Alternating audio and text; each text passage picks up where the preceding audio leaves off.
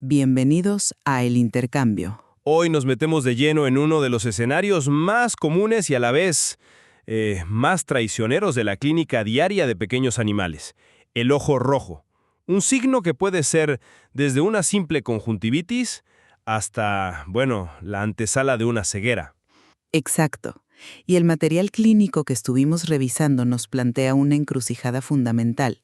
Cuando ese perro o ese gato llega a la consulta con el ojo así inyectado, ¿cuál es el camino a seguir?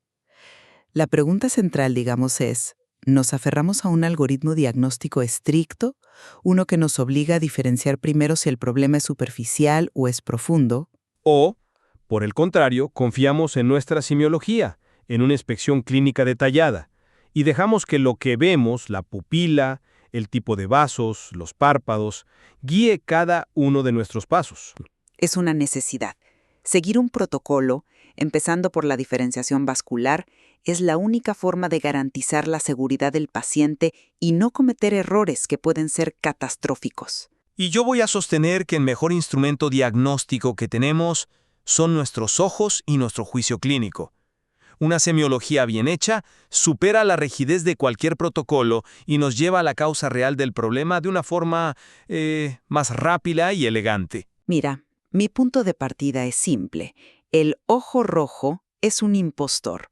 Puede ser una queratoconjuntivitis seca, una úlcera de córnea o emergencias que no dan tregua como una uveitis o un glaucoma. Ante esta ambigüedad, pues, improvisar es una pésima idea. Por eso los diagramas de flujo son tan claros. El primer paso es instilar un vasoconstrictor, como la fenilefrina. Es como encender la luz en un cuarto oscuro. De inmediato nos dice si estamos frente a un problema superficial, porque los vasos finos de la conjuntiva se blanquean, o uno profundo, porque los vasos gruesos de la epiesclera permanecen rojos. Esta simple prueba nos divide el universo de posibilidades en dos y nos dice por dónde seguir. Entiendo la lógica, de verdad que la entiendo. Suena ordenado, suena seguro, pero ese primer paso que propones ya contamina la escena del crimen. El material es muy claro en esto y la oftalmología también. La primera prueba que se debe hacer, con el ojo tal cual llega, es el test de Schirmer. Ponerle fenilefrina o cualquier otra gota, antes de medir la producción de lágrima, es como tomarle la presión a un paciente después de gritarle ¡fuego! O sea, el resultado ya no es confiable, invalida una de nuestras pruebas cuantitativas más importantes. A ver, acepto que hay una alteración, no lo niego. Pero hay que sopesar los riesgos. El riesgo de obtener un Schirmer ligeramente alterado es mínimo comparado con el beneficio de saber desde el minuto 1 si estás lidiando con una simple irritación en la pintura del ojo o con una grieta en los cimientos, o sea, un problema intraocular grave. Sin esa guía inicial del vasoconstrictor, el clínico está navegando a ciegas. Puede perder un tiempo valiosísimo haciendo pruebas de superficie cuando el verdadero desastre está ocurriendo adentro. Con una simple lupa y buena luz puedo ver perfectamente la diferencia. Los vasos superficiales son como las ramas finas de un árbol, tortuosos, de un rojo brillante, y se mueven si desplazo la conjuntiva con un hisopo. Los profundos son como troncos, más gruesos, rectos, de un rojo violáceo, y no se mueven, están anclados a la esclera. La distinción visual es clara y no es invasiva. ¿Para qué instilar una droga que me va a falsear otras pruebas, si mis propios ojos me pueden dar la misma información o incluso una mejor? Porque la interpretación visual puede ser subjetiva, sobre todo en casos de congestión mixta, donde ambos tipos de vasos están involucrados. La prueba farmacológica te da una respuesta objetiva, un sí o un no, y esa objetividad es crucial cuando la visión del paciente está en juego. Pero bueno, vayamos más allá. Digamos que tu inspección visual te sugiere un problema profundo. ¿Qué haces después? El algoritmo te lleva de la mano al siguiente paso indispensable, medir la presión intraocular. Un momento, no tan rápido. Antes de sacar el tonómetro, que por cierto no todos los clínicos tienen a mano en una urgencia, hay un signo clínico potentísimo que nos orienta de inmediato: la pupila. Si tengo un ojo rojo, doloroso y una pupila en miosis contraída a un punto, mi principal sospecha es una uveitis. La inflamación intraocular libera prostaglandinas que causan ese espasmo del iris. Es casi patognomónico. Ajá. ¿Y si la pupila está dilatada? Pues si la pupila está en midriasis, grande y fija, en un ojo rojo como un tomate y duro como una piedra al tacto, eso grita glaucoma agudo. La presión extrema paraliza el iris. Esta observación, que toma 2 segundos, ya me da una hipótesis de trabajo potentísima, mucho antes de pensar en un tonómetro. La pupila me cuenta el 90% de la historia interna del ojo en ese momento. Ahí es donde tu argumento, para mí, se vuelve peligroso. Confiar en la pupila es arriesgado. ¿Qué pasa con los cuadros mixtos? Un glaucoma agudo puede ser secundario a una uveitis crónica. Puedes tener una uveitis que causa un bloqueo del drenaje del humor acuoso. La presión se dispara y entonces tienes signos de ambas cosas. La pupila puede estar en una posición intermedia, perezosa. ¿Qué te dice eso? Nada claro. Te puede engañar. La medición objetiva de la presión intraocular no es un lujo, es el estándar de oro. Un número, 30, 40, 50 milímetros de mercurio. Eso no es interpretable.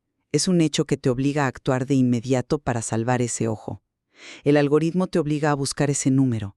No estoy diciendo que la otometría no sea importante, claro que lo es. Es la confirmación. Pero la semiología es la que te levanta la sospecha.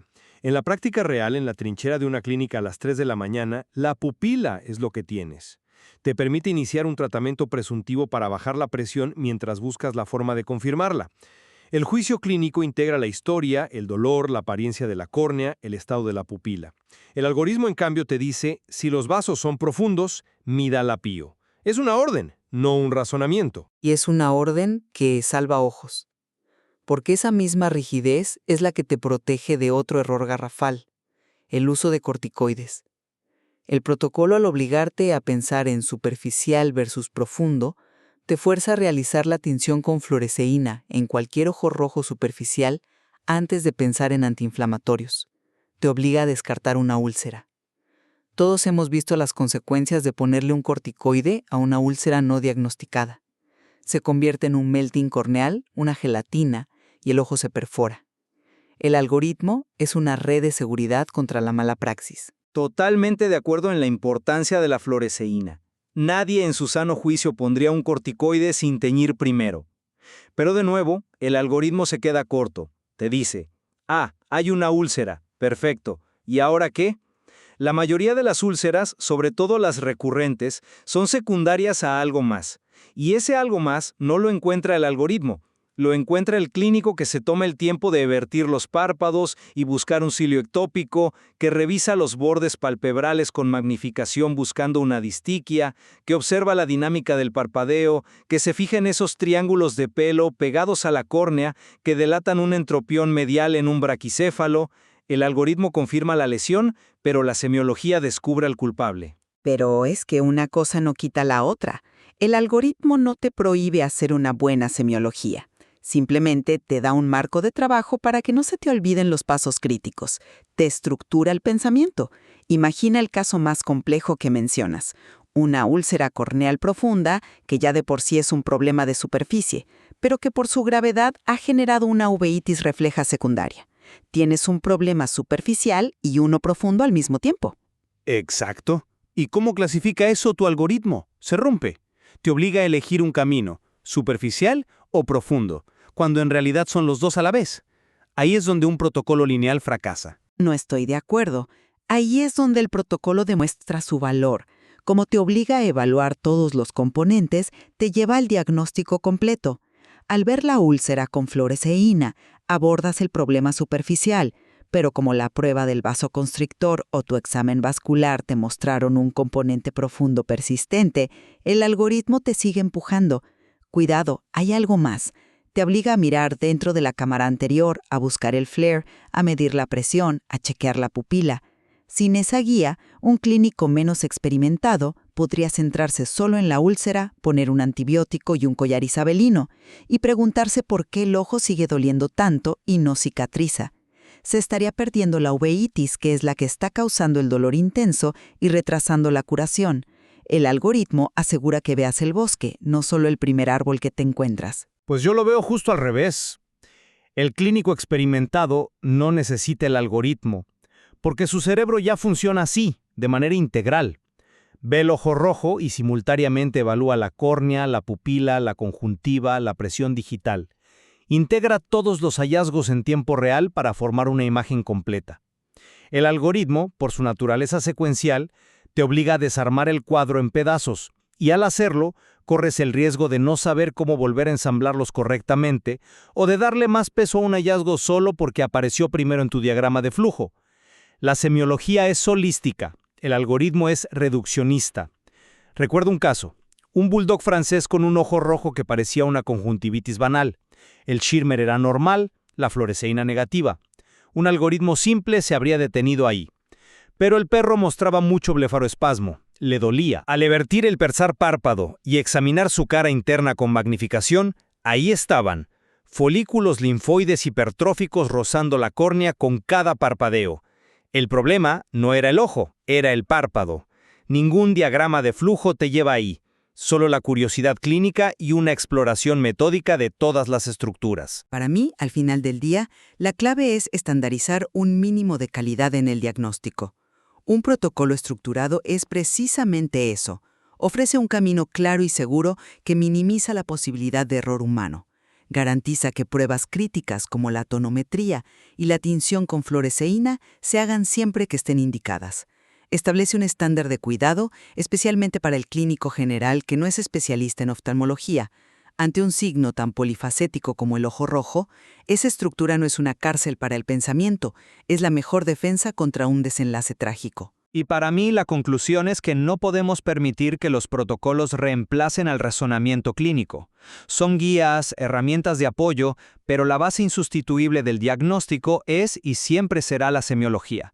La primacía debe recaer en esa inspección clínica meticulosa, en la interpretación de los signos directos.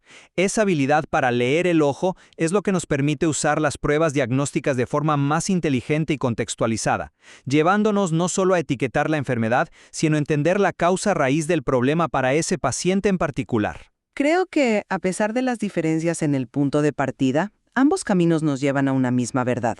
La complejidad del síndrome de ojo rojo exige una evaluación completa. No puedes quedarte con el primer hallazgo. En eso estamos completamente de acuerdo. Ya sea que empieces con un algoritmo que te fuerza a ser metódico o con una observación clínica que te guíe intuitivamente, el objetivo es el mismo: no detenerse, seguir preguntando por qué. Explorar estos distintos enfoques, creo, nos hace mejores clínicos y nos recuerda lo que el propio material subraya. La respuesta casi nunca está en un solo lugar, sino en la evaluación integral del ojo y de todas sus estructuras anexas.